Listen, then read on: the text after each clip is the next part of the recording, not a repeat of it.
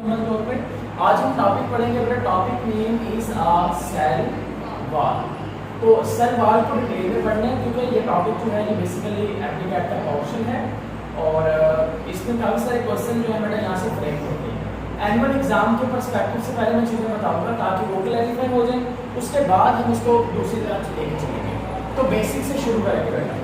Basic से अगर शुरू करें तो पहला क्वेश्चन ये है कि सेल के अंदर सेल वॉल होती है और किसके अंदर नहीं पाई जाती।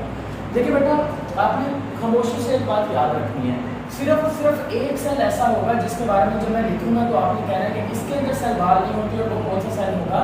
Animal cell. तो एनिमल सेल के बारे में जब भी मैं लिखूंगा तो यहाँ पर एक ही पॉइंट होगा कि एनिमल सेल के अंदर जो है वो सेल वॉल क्या होगी? एब्सेंट होगी। एनिमल सेल के अलावा बाकी जितने भी ऑर्गेनिजम्स के बारे में हम बात करेंगे उन सब के अंदर आपको क्या देखने को मिलेगी? सेल वॉल मौजूद होगी। अब अगर हम प्लाज्मा मेम्ब्रेन से कंपैरिजन करें तो प्लाज्मा मेम्ब्रेन तो एक लिविंग वॉल थी, लेकिन सेल वॉल की बात करें तो सेल वॉल जो होगी ये बेटा कौन सी वॉल होगी? That is a non living wall. तो कंपैरिजन में सबसे पहला पॉइंट मैंने ये लिखा कि ये जो वॉल होगी ये नॉन लिविंग वॉल है। बेटा कंपैरिजन में दूसरा पॉइंट लिखा, वहां पर आपको पढ़ाया गया था कि वो सेमी परमिएबल मेम्ब्रेन होती है, लेकिन यहाँ पर कंपैरिजन में मैं क्या पढ़ाऊंगा? ये सेमी परमिएबल नहीं, ये क्या होगी? परमिएबल। परमिएबल का मतलब क्या होता है कि ये तमाम चीज़ों को अपने में से गुजरने की इजाज़त देगी, तो इसका नाम क्या हो गया? Permeable membrane. तो पहला पॉइंट ये नॉन लिविंग होती है, दूसरा पॉइंट मैंने क्या बता दिया? ये परमिएबल मेम्ब्रेन होती है, तमाम चीज़ों को गुजरने की इजाज़त दे देगी।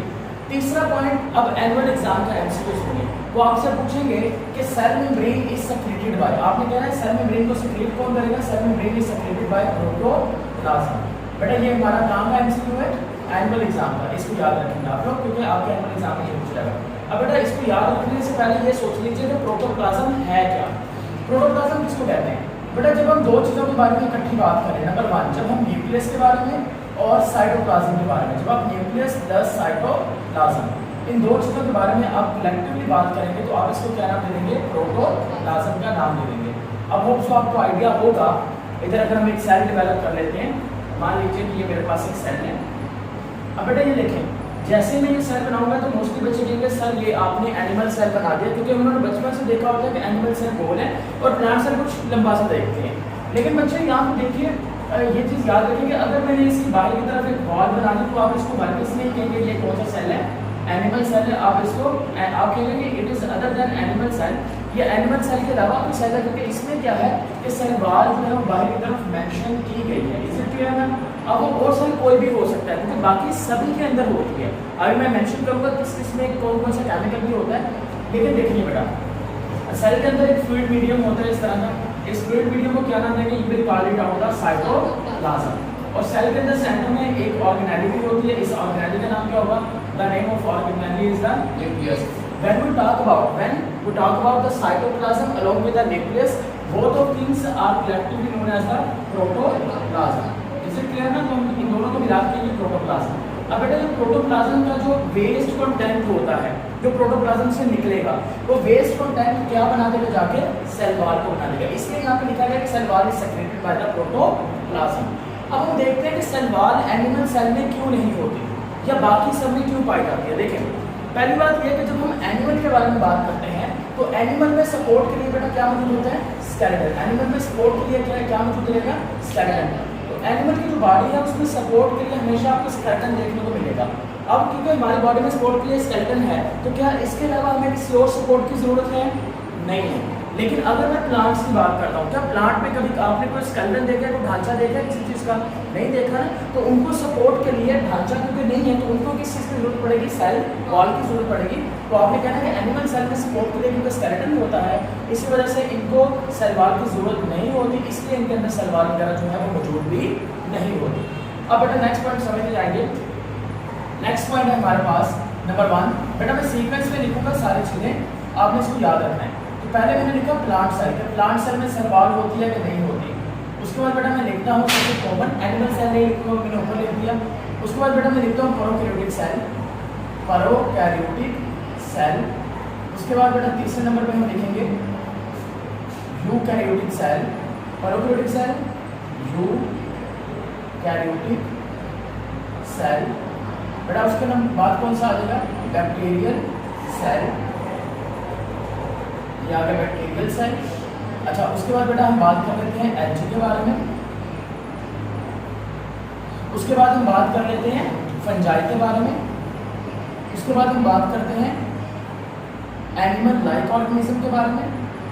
ओके, एनिमल की तो ऊपर बात होगी, एनिमल लाइक ऑर्गेनिज्म की बात नहीं की मैंने। उसके बाद बात हम करेंगे फंजाई लाइक ऑर्गेनिज्म की। तो बेटा हमें इन सब के अंदर जो सवाल है उसको समझना है कि अगर पाई जाती है तो फिर किस केमिकल से मिलकर बनी है वो याद रखना है। देखो सलवार के बारे में, प्लांट की सलवार के बारे में क्लास 9 से बच्चों को पढ़ा दिया जाता है। तो प्लांट की सलवार जो होती है उसमें एक केमिकल पाया जाता है, उस केमिकल का नाम क्या होता है, the name of that chemical is cellulose. तो आप याद रखें कि बेटा इसकी सलवार जो है वो सेलुलोज से मिलकर बनी है। यहाँ पर प्रोकैरियोटिक सेल बेटा, पहली बात ये कि प्रोकैरियोटिक सेल होता कौन सा है, एक ऐसा सेल जिसमें न्यूक्लियस वगैरह नहीं होता उसको क्या नाम देंगे, प्रोकैरियोटिक सेल। और प्रोकैरियोटिक सेल का ही बेटा, प्रोकैरियोटिक सेल के एग्जांपल में क्या आता है, बैक्टीरियल सेल। तो ये दोनों एक ही के अंदर आएंगे, इसको आपने लेके कंफ्यूज नहीं हो जाना इधर। तो बेटा प्रोकैरियोटिक सेल या बैक्टीरियल सेल की बात करें तो इनकी जो सेल वॉल होती है वो केमिकल से मिलकर बनी होती है। उस केमिकल का नाम क्या होगा, पेप्टाइडोग्लाइकेन। क्या नाम रहेगा बच्चे, पेप्टाइडोग्लाइकेन।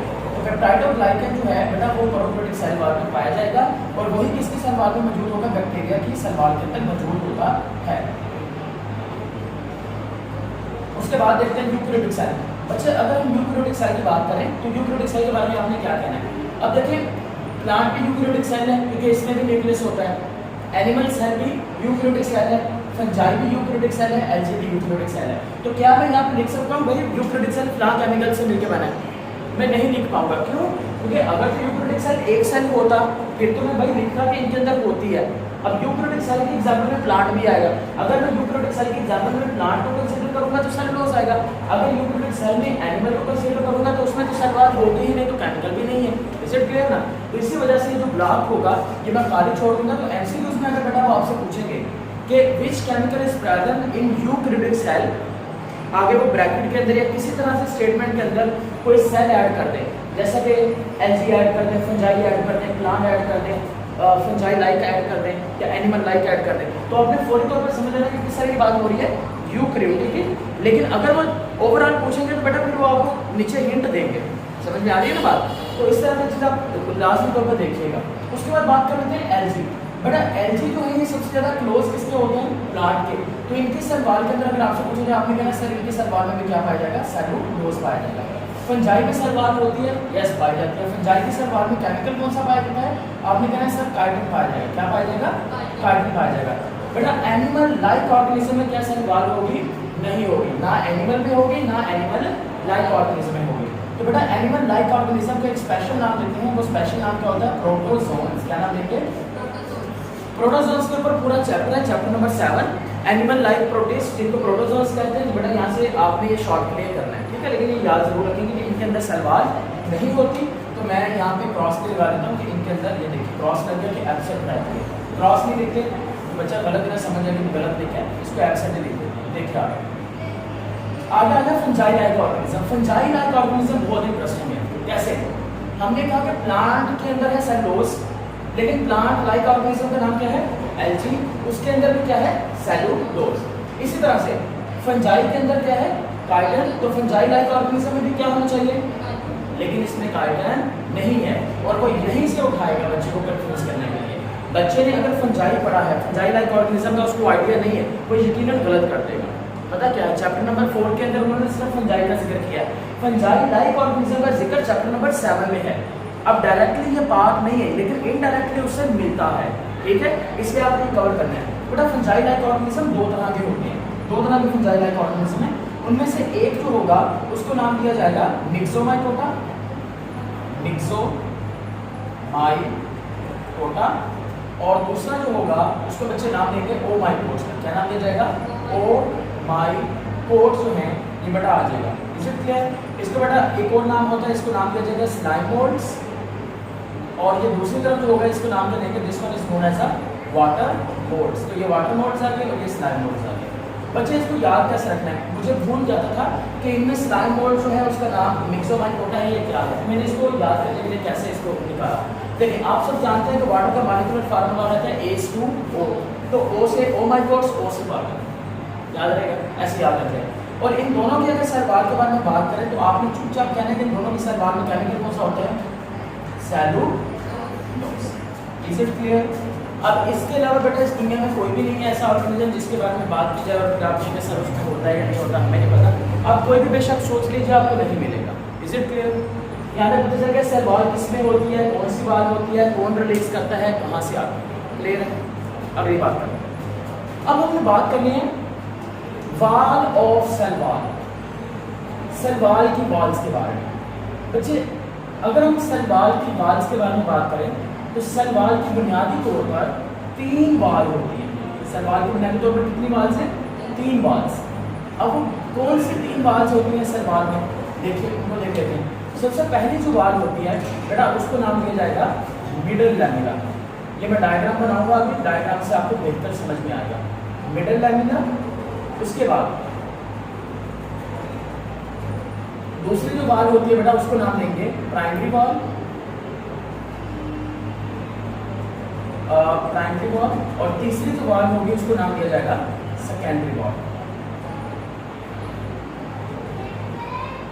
सबसे पहले हम स्टार्ट कर लेते हैं डायग्राम से। अब डायग्राम की जरूरत है तो बेटा इसकी जो डायग्राम है ना, क्लासिकल डायग्राम आप कह लीजिए, एक पुरानी डायग्राम है लेकिन बहुत बढ़िया डायग्राम है जो बच्चों को बनाकर दिखाई जाती है, ये वाली। तो इसलिए आप आल्सो फॉलो दिस डायग्राम। अब बेटा ये जो आपको ब्लू से बनाकर दिखा रहा हूँ ना, ये आपने समझ लेना है कि ये क्या है, ये है प्राइमरी वॉल। बच्चे कौन से दिखा रहे हैं हम आपको, प्राइमरी वॉल जो है ये दिखाई जा रही है। यहाँ पे 3 सेल बनाऊंगा, ज्यादा कॉम्प्लिकेटेड नहीं करने वाला, ठीक है। अब प्राइमरी वॉल के अंदर की तरफ ब्लैक वाला जो पैटर्न है आपके पास किसी कलर नहीं है, चलो देखिए ये प्राइमरी वॉल के अंदर की तरफ बेटा जो वॉल ये साथ में बनाई है, इस वॉल का नाम क्या होगा, secondary wall. What it's name, secondary wall. अब बेटा प्राइमरी वॉल ये आ गई, सेकेंडरी वॉल ये आ गई। So where the middle lamina is present. Middle lamina कहाँ पर होता है, देखिए बेटा ये आ गया एक सेल, ये आ गया दूसरा सेल, ये जो है ये एक सेल की प्राइमरी वॉल आ गई, ये आ गई दूसरे सेल की प्राइमरी वॉल। इन दोनों सेल की जो प्राइमरी वॉल होती है, इस प्राइमरी वॉल के दरमियान में यहाँ पर इस तरह से वॉल होती है जो इसको अटैच करके रखती है। ये दोनों सेल के दरमियान में जो बेटा इस तरह से प्राइमरी वॉल के दरमियान में जो वॉल होगी, इस वॉल को आप क्या नाम देंगे, जो विल कॉल इट होगा मिडल लैमिना। इसको बेटा क्या नाम देंगे, मिडल लैमिना का नाम देंगे। तो ये चीज़ आपको याद रखना है, जो मिडल लैमिना होता है वो यहाँ पर पाया जाता है दोनों की प्राइमरी वॉल के दरमियान। Is it clear? तो यहाँ पे देखिए प्राइमरी वॉल, इसके अंदर ये वाली कौन सी वॉल है, सेकेंडरी वॉल। अगर बेटा मैं आपसे क्वेश्चन पूछूं, मैं आपसे क्वेश्चन ये पूछूंगा भाई what is the arrangement of the wall of cell wall from देखिए आपसे पूछा जाए कि सेल वॉल की वॉल की अरेंजमेंट क्या होती है, तो क्या अरेंजमेंट बताएंगे। सबसे पहले कौन सी आएगी, अब देखिए मैं एक एमसीक्यूज लिख रहा हूँ, आपने मुझे बताना है what could be arrangement of wall of cell wall, walls of cell wall। Cell wall की वॉल्स की अरेंजमेंट जो है वो क्या हो सकती हैं। ऑप्शन ए आपके पास है बेटा, ऑप्शन ए मैंने लिख के दिया मिडल लैमिना, ये मैंने लिखा प्राइमरी वॉल, फिर मैंने लिखी सेकेंडरी वॉल। ऑप्शन बी बेटा मैंने लिखा secondary wall, primary wall, middle lamina. Option C मैंने लिखा कि दोनों ही हो सकती हैं। ऑप्शन डी मैंने लिखा secondary wall, middle lamina, primary wall. Option E पे मैंने लिखा इनमें से कोई भी नहीं हो सकती। तो बताइए यहाँ पर राइट आंसर क्या बनेगा, जल्दी से करिए। ए आपको पता है कि आपका जो आंसर है वो क्या है, गलत ही है, सही है। इधर देखिए रीजन क्या है, आपने यहाँ पे पढ़ा बिल्कुल ठीक पढ़ के गए हैं। तो मैंने कहा कि सबसे आउटर मोस्ट वॉल कौन सी है, मिडल लैमिना, जैसे कि मैंने अभी पढ़ाया, मैं अपनी बात से नहीं मुकरूंगा, मैंने नहीं बताया। हाँ बिल्कुल मैंने कहा सबसे बाहर वाली वॉल कौन सी है, मिडल लैमिना। मिडल लैमिना के अंदर वाली वॉल कौन सी है, प्राइमरी वॉल। प्राइमरी वॉल के अंदर वाली वॉल कौन सी है, सेकेंडरी वॉल। अगर हम इस अरेंजमेंट को देखें तो इस अरेंजमेंट के मुताबिक जो है तो आप तो सही चूज करें कि मिडल लैमिना से, उसके बाद प्राइमरी वॉल, उसके बाद सेकेंडरी वॉल। लेकिन आपने क्वेश्चन के स्टेप को नहीं देखा। देखिए किसी भी इंसान को समझना है, किसी भी इंसान को समझने से आप किसी भी इंसान को कैसे समझ सकते हैं बताइए मुझे। किसी भी इंसान को अच्छे से समझना है ना, उसका बचपना कैसे गुजरा है वो देखो उसको।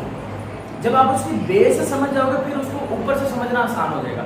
हम लोग जो है हम किसी भी इंसान को उसकी जो प्रेजेंट कंडीशन है उसके मुताबिक देखते हैं कि वो आज क्या है, लेकिन उसकी जो नेचर होगी वो आज पे डिपेंड नहीं करेंगे, वो उसने पीछे वाले जो लाइफ गुजारी है उस पर डिपेंड करेंगे। आप लोग भी यही काम कर रहे हैं। आप उसकी ज़ाहिर अपीयरेंस देख लिए और हमने देखे आपके लिए हलवा रखा, पहले ऑप्शन ए पे सही ऑप्शन रख दिया ताकि आप लोग पहला देखते ही टिक मार दें, आगे पढ़े ही ना। आपने पहली गलती यही की कि आपने हमेशा देखा या नहीं देखा, लेकिन पहले ही देखा कि सर सही है टिक मार दो चलो आगे।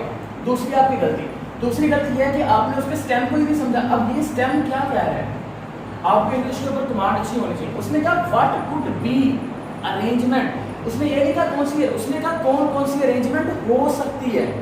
अब देखिए जरा नोट से, अगर मैं इसी अरेंजमेंट को देखें, अगर ये कहता हूँ कि आउटसाइड टू इनसाइड जाना है, आउटसाइड टू इनसाइड, तो बेटा आउटसाइड टू इनसाइड अरेंजमेंट क्या है?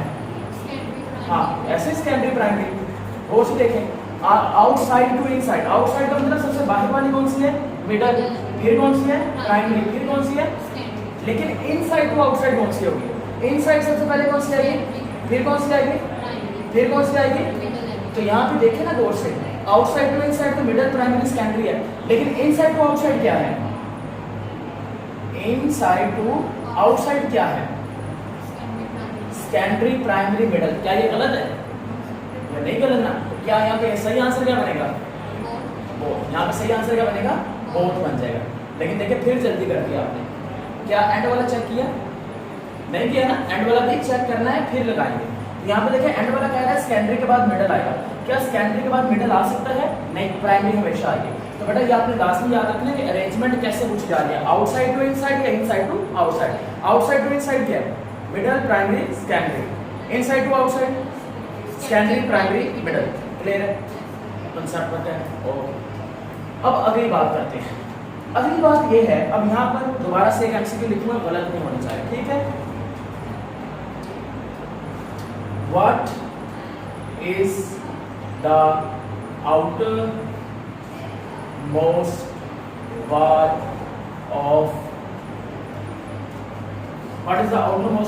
of cell is? Option A is middle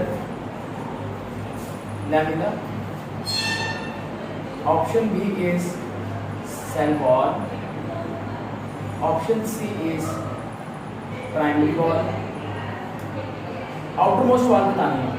option D is may be, गौर से देखो, may be A and C. Option E is none. Option F is I don't know. ठीक है, चलो जल्दी से बताओ। टाइम आपके पास 10 सेकंड होंगे, 10 सेकंड में से 5 गुजर गए। 5 4 3 2 1। ई, हाँ जी, नन। अब यहाँ पे देख लीजिए, दोबारा से आयशा आपने एक पॉइंट मिस कर दिया, आपने ई चूज कर दिया। वैसे ठीक है चूज किया, मुझे मालूम है कि कहना है। यहाँ पे बेटा क्या लिखा गया है? एनिमल सेल, और एनिमल सेल में जो आउटरमोस्ट वॉल होती है वो इनमें से कोई भी नहीं होती। लेकिन यहाँ पे देखिए, अगर मैं एनिमल सेल को चेंज कर देता हूँ, अभी देखते हैं कितने बच्चे का सही रहता है। प्लांट सेल के साथ, प्लांट सेल के साथ इन आगे भी स्टेटमेंट है, ठीक है, आगे भी स्टेटमेंट है। इन इंटैक्ट स्टेट, इन इंटैक्ट स्टेट। चलिए बताइए यहाँ पे राइट आंसर क्या बनेगा? अब ये क्वेश्चन में पेपर में बैठ के थोड़े पूछते हैं कि प्लांट का मतलब क्या बनेगा, राइट? अरे मैटर की 5 स्टेट भी तो एग्जिस्ट करती है ना। 5वीं का आपको नहीं आइडिया, इसका मतलब एग्जिस्ट करती है वो, सही है ना? 5वीं स्टेट भी होती है। Boson Einstein state, the fifth state of matter, वो ठंडी होती है। प्लाज्मा सबसे गर्म है और बोसोन आइंस्टाइन जो है वो फिफ्थ स्टेट ऑफ मैटर है। चलो जल्दी बताओ भाई, अरे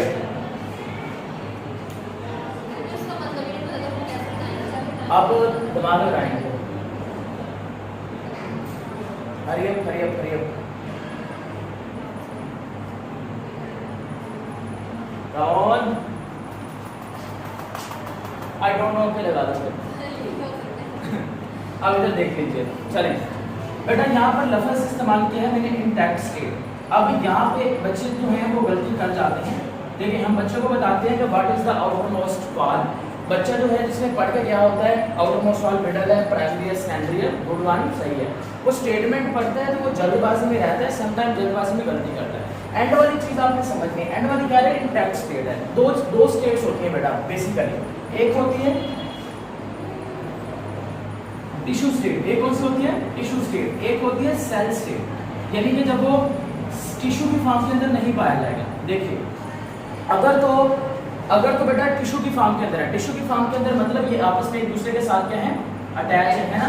तो अगर तो ये आपस में अटैच है तो किस फॉर्म के अंदर है, टिश्यू की फॉर्म के अंदर। तो टिश्यू की फॉर्म के अंदर आउटर मोस्ट वॉल कौन सी होगी, मिडल लैमेला। टिश्यू फॉर्म के अंदर देखे ना, टिश्यू कैसे बनता है, सेल्स आपस में मिलेंगे तो क्या बनेगा, टिश्यू।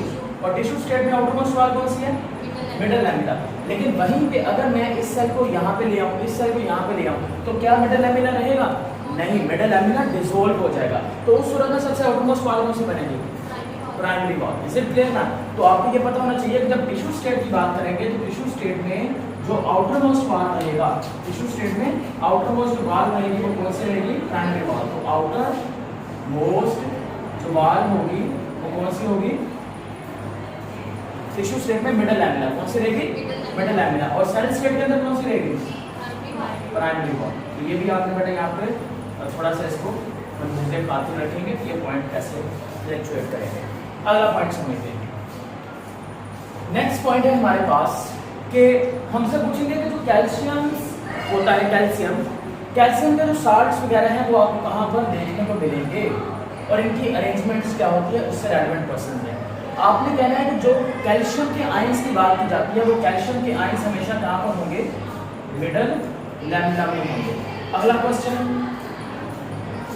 आपसे यह पूछा जाएगा कि आपने ऊपर अभी लिखा कि सेल वॉल जो होती है वो कौन सी मेन है, इसकी जो परमिएबिलिटी होती है वो किस वॉल पर डिपेंड करती है, मिडल, प्राइमरी, सेकेंडरी। हरिओम, इसकी जो परमिएबिलिटी है वो किस वॉल पर डिपेंड करेगी, मिडल के ऊपर, प्राइमरी के ऊपर, किस सेकेंडरी के ऊपर, प्राइमरी पे। याद रखिएगा, it's never depends on primary, it depends on middle lamella. The permeability depends on middle lamella. तो यहाँ पे लिख भी देता हूँ, याद रहे आपको, जो परमिएबल होती है वॉल वो मिडल लैमेला की वजह से। परमिएबिलिटी बेटा मैं ऐसा क्यों लिख रहा हूँ, क्योंकि आपको पता होना चाहिए कि सेल वॉल के दो सेल के दरमियान में एक साइटोप्लाज्मिक ब्रिज होता है। उस साइटोप्लाज्मिक ब्रिज को हम क्या नाम देते हैं, this one is known as a plasmodesmata. क्या नाम दिया जाएगा, प्लाज्मोडेस्माटा। और ये देखो प्लाज्मोडेस्माटा जो है बेटा ये किसके दरमियान में रहता है, मिडल लैमेला। और देखिए ना अभी ऊपर मैंने लिखा कि परमिएबल का मतलब जो चीज़ों को गुजरने की इजाज़त देगी। इट्स मीन्स दैट कि चीज़ों को गुजरने की इजाज़त तो दे रही है वो मिडल लैमेला दे रही है। इस वजह से मैंने यहाँ पे लिखा कि परमिएबिलिटी जो है वो मिडल लैमेला। इसी तरह से अगर परमिएबिलिटी की जगह मैं पूछ लूँ आपसे प्लाज्मोडेस्माटा के बारे में तो वो किस लेयर में होते हैं मेनली तौर पर, आई मीन, तो फिर आप क्या लिखेंगे दोबारा से, middle lamella. Is it clear. और ये कैल्शियम क्या है, प्राइमरी वॉल में देखिए मैंने लिखी है, लेकिन ये कहाँ पर जाएंगे, मिडल के अंदर जाएंगे। ये भी याद रखेंगे, ये थोड़ा गलत लिखा गया। अब प्राइमरी वॉल जो होती है इसकी कंपोजिशन क्या होती है बेटा, प्राइमरी वॉल की कंपोजिशन में आपने याद रखना है, प्राइमरी वॉल इसकी कंपोजिशन, प्राइमरी वॉल की कंपोजिशन में सबसे पहले हम बात करेंगे सेलुलोज के बारे में। किसके बारे में बात होगी, सेलुलोज के बारे में। फिर किसके बारे में बात करेंगे, हेमी सेलुलोज के बारे में। सेलुलोज, हेमी सेलुलोज, ये आपको मेनली तौर पर अगर आपसे पूछा जाए cellulose and hemi cellulose are mainly present, they are mainly present in primary wall. बेटा ये एमसीक्यूज काम में पूछे जाएंगे, जो एनुअल एग्जाम है हमारा, एनुअल एग्जाम के अंदर ये पूछे जाएंगे। Is it clear. उसके बाद पूछा ये जाएगा कि सेलुलोज और हेमी सेलुलोज, देखो यहाँ से एमसीक्यूज बनेगा चैप्टर नंबर 2 से लिंक हो गया, चैप्टर 2 के साथ भी, चैप्टर 7 के साथ भी हो रहे हैं ना लिंक। चैप्टर 2 में सेलुलोज पढ़ाए थे, सेलुलोज के बारे में मेन पॉइंट याद करो। सेलुलोज ग्लूकोज के मिलने से बनता है, लेकिन किस ग्लूकोज के मिलने से बनता है, अल्फा के बीटा, बीटा ग्लूकोज। याद रखिएगा सेलुलोज के बारे में जब भी बात करेंगे तो आपने कहना है कि किसके अरेंजमेंट से मिलकर बनेगा, बीटा ग्लूकोज जो होगा ये उसकी अरेंजमेंट के मिलने से बनेगा। सेलुलोज जो होते हैं बेटा ये फाइबर्स पर मुश्किल होते हैं। सेलुलोज किस चीज से मिलकर बने होते हैं, फाइबर। तो सेलुलोज के बारे में याद रखेंगे कि सेलुलोज होते हैं बेटा ये फाइबर्स से मिलकर बने होते हैं, सेलुलोज के फाइबर्स होते हैं। और वो जो फाइबर्स होते हैं वो फाइबर्स याद रखिएगा कितने होते हैं, 80। क्या नंबर होगा आपके बच्चे, AD होगा, ये भी आपने याद रखना है। बीटा ग्लूकोज होगा, इसी वजह से बेटा इसको डाइजेस्ट भी नहीं किया जा सकता, ह्यूमन इसको डाइजेस्ट नहीं कर सकते। अब ये सेलुलोज और हेमी सेलुलोज 18 फाइबर्स के मिलने से सेलुलोज का एक स्ट्रैंड बनेगा, फिर वो मिलेंगे तो फिर आप कह लेंगे प्राइमरी वॉल बनेगी। अब इनकी अरेंजमेंट क्या होती है बच्चे, इनकी अरेंजमेंट जो होती है ना वो इस तरह से रहते हैं, क्रिस क्रॉस मैनर के अंदर। क्रिस क्रॉस मैनर के अंदर आप लोगों ने वो चार पहिए देखे होंगे, चार पहिए पता कैसे घूमते थे, उसमें एक रस्सी जो है वो नीचे से जा रही है, फिर ऊपर को आ रही है, फिर ऊपर को आ रही है, ऐसे है ना, समझ में आ रहा है ना। तो ये यहाँ पे जो क्रिस क्रॉस लगा के दे रहा है ना बेटा, ये उस अरेंजमेंट के बारे में बात चला रही है। तो प्राइमरी जो वॉल होती है बच्चे, ये आपको असल में इस तरह से देखने को मिल जाएगी क्रिस क्रॉस मैनर के अंदर। अब जरा एक टेक्स्ट बुक देख मुझे और अपनी बुक भी एक ओपन करो बेटा। एनुअल एग्जाम में एमसीक्यूज कहाँ से आने, एनुअल एग्जाम में एमसीक्यूज पूछेंगे आपसे। देखिए केमिकल्स के बारे में, यहाँ पे आ जाइए आप सबसे पहले मेटल लैमिला के ऊपर, यहाँ से प्राइमरी वॉल से देखते हैं। Primary wall is composed of cellulose, आगे लिखा गया है पेक्टिन एंड हेमीसेलुलोज। यहाँ पर तो सबसे देखिए बेटा, सेलुलोज और हेमीसेलुलोज आपको याद रहेगा, आपको जो चीज भूलेगी वो यहाँ पर कौन सी चीज भूलेगी, पेक्टिन, पेक्टिन के बारे में भूलेंगे। अब ये पेक्टिन आपको क्यों भूलेगा ये भी मैं आपको बताता हूँ, क्योंकि सेकेंडरी वॉल के बारे में जरा पढ़िए आगे, आपको अभी समझ आएगा। आगे देखिए, secondary wall is farmed on the inner surface is comparatively thick and rigid. इसके अंदर बेटा क्या क्या होते हैं, नंबर 1 बेटा इसके अंदर होता है inorganic salts, silica, waxes, cutin, lignin. अब यहाँ पे दूसरा लफ्ज आता है बेटा क्यूटिन। अब बच्चे को जो कंफ्यूजन रहती है वो यही होता है कि सर मुझे याद नहीं रहता कि क्यूटिन जो है ये कहाँ पर पाया जाता है, ये प्राइमरी में होता है कि सेकेंडरी में होता है। एनुअल एग्जाम में यही से एमसीक्यूज पूछेंगे, आपने ये ऐसे कैसे याद रखना है, आपको याद रखना है कि सर पी से प्राइमरी है और पी से क्या है पेक्टिन, तो पेक्टिन प्राइमरी के अंदर होगा और जाहिर सी बात है पीछे कौन सी बच जाएगी, सेकेंडरी वॉल। और फिर सेकेंडरी वॉल के अंदर दो मेन चीजें याद रखनी ही रखनी है हर हाल में, और दो चीजें कौन सी है, एक तो आप क्यूटन, गैस बेटा, एक तो क्यूटन आपने याद रखना है और दूसरा आप याद रखेंगे लिग्निन के बारे में, क्यूटन एंड लिग्निन के बारे में। फिर मिडल लैमिना देखिए, अब आपसे पूछा जाएगा मिडल लैमिना देखिए, फिर क्वेश्चन बताते हैं आपको। मिडल लैमिना कहाँ पे गया, एंड पे लिखा गया होगा, मिडल लैमिना लिखा बेटा एंड पे कहाँ पर है, स्टार्ट में। The cell wall of the plant cell is different both in structure, किधर गया,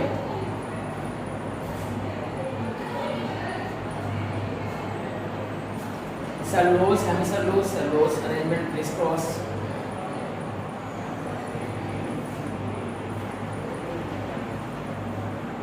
बेटा मिडल लैमिना के बारे में नहीं लिखा, लेकिन फिर भी मैंने आपको बता दिया है कि मिडल लैमिना में आपने क्या याद रखना है, आपने याद रखना है मिडल लैमिना के अंदर कैल्शियम आयन।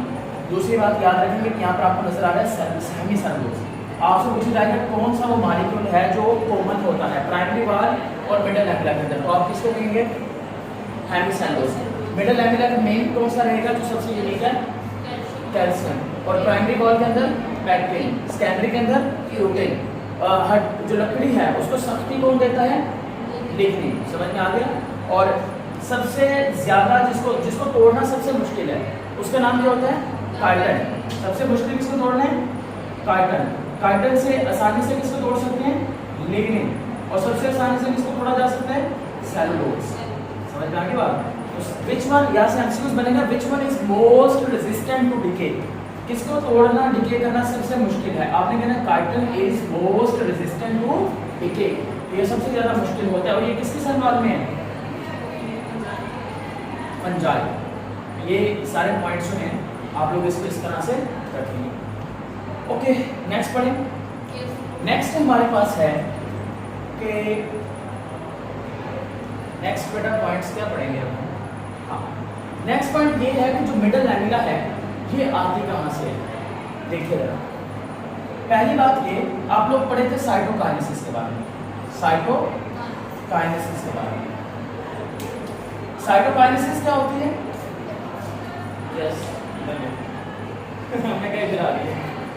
साइटोकाइनेसिस क्या है, डिवीजन ऑफ साइटोप्लाज्म। साइटोप्लाज्म की जो डिवीजन होगी बच्चों उसको क्या नाम देंगे, साइटोकाइनेसिस। साइटोकाइनेसिस देखिए एनिमल सेल में भी रहता है, साइटोकाइनेसिस प्लांट सेल में भी रहता है। अब एनिमल सेल में जो साइटोकाइनेसिस होगी बेटा वो होगी क्लीवेज फ्लो के जरिए से, किसके जरिए से, क्लीवेज फ्लो के जरिए से। और प्लांट सेल के अंदर बच्चे तो होगी वो कैसे होगी, प्लांट सेल के अंदर आपने कहना है फ्रैगमोप्लास्ट फॉर्मेशन के जरिए से, फ्रैगमोप्लास्ट प्लास्ट फॉर्मेशन जो है ये उसके जरिए से रहेगी। अब बेटा there is a difference between cleavage furrow and phragmoplast formation. तो सबसे पहले हम अपने पते की बात करेंगे फ्रेगमोप्लास्ट के बारे में। देखिए बेटा ये है प्लांट सेल। प्लांट सेल में जब माइटोसिस होता है तो एक न्यूक्लियस के नतीजे में कितना न्यूक्लियस बन जाएंगे? 2। कैरियोकाइनेसिस होगी ना, कैरियोकाइनेसिस में 2 न्यूक्लियस बन जाएंगे। एक न्यूक्लियस सेल में एक तरफ आ जाएगा यहाँ पर, और दूसरा न्यूक्लियस जो है वो किधर चला जाएगा सेल में? ये दूसरी तरफ चला जाएगा, यहाँ पे चला गया दूसरा न्यूक्लियस। इसी तरह उसके बाद कौन सी डिवीजन होनी है? कैरियोसाइटोकाइनेसिस। तो बेटा पता क्या होगा, प्लांट सेल के अंदर एक ऑर्गेनेली होती है जिसका नाम है Golgi apparatus.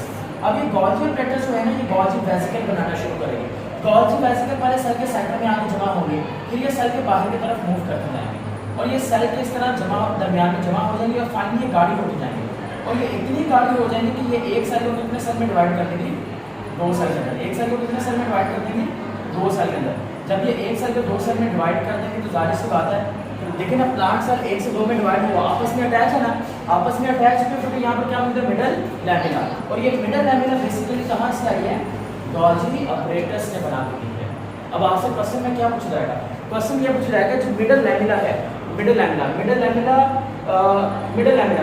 Is formed as a result of, middle lamina is formed as a result of, जल्दी आंसर करो। गोल्गी अपरेटस नहीं बेटा, गलत हो गया। Middle lamina is formed as a result of which organelle is involved in the formation of middle lamina? Golgi apparatus। Process का नाम क्या है? ऑर्गेनेली कौन सी है? Golgi apparatus. समझ में आ गई बात? और अगर पूछेगा which is involved, सिंपल सी बात करें, जनरल बात करें तो साइटोकाइनेसिस भी आएगा, गोल्गी अपरेटस भी आएगा, लेकिन याद रखिएगा साइटोकाइनेसिस इन एनिमल नहीं आएगा, साइटोकाइनेसिस इन प्लांट आएगा जिसका नाम है फ्रेगमोप्लास्ट फॉर्मेशन। मान लीजिए अगर मैं आपको लिख देता हूं which process is involved in the formation of middle lamina, option A is cytokinesis, option B is phragmoplast formation, option C is cleavage, option D is none. बताइए किसको चूज करेंगे? वेरी गुड, क्योंकि यहाँ पे साइटोकाइनेसिस नो डाउट सही है, लेकिन cytokinesis को अगर मैं चूज करूंगा तो उसके अंदर तो ये भी आएगा, लेकिन अगर मैं इसी को चूज करूंगा तो ये सिर्फ इसी को एक्सप्लेन करेगा, यहाँ पर और एमसीक्यूज नहीं बनेगा। पता क्या, जो ये क्लीवेज फ्लो फ्रेगमोप्लास्ट फॉर्मेशन होती है, ये किधर से किधर होती है? आपने कहना ये इनसाइड टू आउटसाइड है। किधर से किधर हुई थी? मैंने आपको बताया ना, ये कहाँ से कटी हुई है? अंदर की तरफ, और फिर ये बाहर को आई है। और उसके बाद अगर हम क्लीवेज फ्लो की बात करें तो मान लीजिए ये एनिमल सेल है, एनिमल सेल में जैसे ही क्लीवेज फ्लो होगा ये प्लाज्मा मेम्ब्रेन अंदर की तरफ इम्प्रेजनेट होती है। ऐसा पढ़ा है ना आपने, 10th में भी पढ़ा होगा और वहाँ पे भी। तो बेटा क्लीवेज फ्लो किधर से किधर जा रहा है? आउटसाइड टू इनसाइड और इनसाइड टू आउटसाइड। यहाँ तक बात समझ में आ गई? अब आज का एक टॉपिक और वो है what is the function of cell wall. Cell wall के काम क्या होते हैं? सेल वॉल का काम समझिए। पहला काम वेल, सामने हमने शुरू बात यहाँ से की थी, क्या प्रोवाइड करेंगे? स्पोर। नंबर सेकंड प्रोटेक्शन, क्या प्रोवाइड करेंगे? प्रोटेक्शन प्रोवाइड करेंगे। Number third entry of germs, entry of germs, जरासीम की एंट्री होगी, उसको रोकने के काम किसकी जिम्मेदारी होगी? सेल वॉल की। सेल वॉल जरासीम को एंटर होने की इजाजत नहीं देता। Number 4 exchange of material, material का जो एक्सचेंज होगा वो किसके जरिए से होगा? सेल वॉल के जरिए से होगा। इसके अलावा बच्चे अगर बात करते हैं तो शेप जो प्रोवाइड करने की जिम्मेदारी है शेप टू सेल, वो भी कौन देगा? Cell wall. Is it clear बच्चे? अब सेल वॉल पढ़ा रहे हैं तो एक चीज जरूर पढ़ाते होते हैं, that is a turgor pressure. मुझे अभी बीच में याद आ गया, मैं आपको टर्गर प्रेशर साथ में क्लैरिफाई करवा दूं। Turgor pressure is very important terminology that you have to be understand. सुनिए जरा, वैसे ये टर्गर प्रेशर वैक्यूम में जाएगा, थोड़ा सा मैं बताऊंगा, ज्यादा नहीं। देखें टर्गर प्रेशर कहते हैं किसको? आप सबको पता है कि प्लांट सेल की बात करेंगे तो प्लांट सेल में सबसे बड़ा सेल कौन सा होता है? और सबसे बड़ा जो ऑर्गेनेली होती है वो कौन सी होती है? वैक्यूल्स होते हैं, ये वैक्यूला। और वैक्यूल के कारण न्यूक्लियस एक साइड की तरफ चला जाएगा, राइट? तो बेटा यहाँ पर वैक्यूल के अंदर जाएगा पानी, उसकी वजह से सेल हो जाएगा, वैक्यूल हो जाएगा टर्जिड, सेल भी होगा टर्जिड, जिसके कारण सेल वॉल के ऊपर लगेगा प्रेशर। उस प्रेशर को क्या नाम देंगे? Turgor pressure. अब आपसे पूछा जाएगा who is responsible for turgor pressure? Vacuole, cytoplasm, कौन होता है या दोनों? Who is responsible for turgor pressure? Vacuole, cytoplasm या बोथ? बोथ कैसे? अब यहाँ पे एक चीज याद रखिएगा, टर्गर प्रेशर किसकी वजह से लगेगा? साइटोप्लाज्म के कारण। टर्गर प्रेशर किसकी वजह से लगेगा? आपसे पूछेंगे who is responsible for turgor pressure in general sense, तो हम बोलेंगे साइटोप्लाज्म। क्यों? क्योंकि देखें ना इधर, वैक्यूल के अंदर जब पानी गया तो उसने प्रेशर, वैक्यूल फैला, वैक्यूल फैलेगा तो साइटोप्लाज्म के ऊपर प्रेशर लगेगा ना। जब साइटोप्लाज्म में प्रेशर लगेगा तो साइटोप्लाज्म किस पे लगाएगा? सेल वॉल पे। तो अल्टीमेटली सेल वॉल पे प्रेशर किसने लगाया? साइटोप्लाज्म ने। तो टर्गर प्रेशर का जो सोर्स है वो कौन है? साइटोप्लाज्म। कौन है? साइटोप्लाज्म। लेकिन अगर मैं पूछूंगा टर्गर प्रेशर का अल्टीमेट सोर्स कौन है, फिर क्या नाम देंगे? वैक्यूल। फिर क्या नाम दे दोगे? वैक्यूल का। Is it clear? और वैसे अगर पूछे तो कौन रिस्पांसिबल है? Plus vacuole, cytoplasm plus vacuole. Is it clear? So the topic here is complete. Any sort of question you can ask.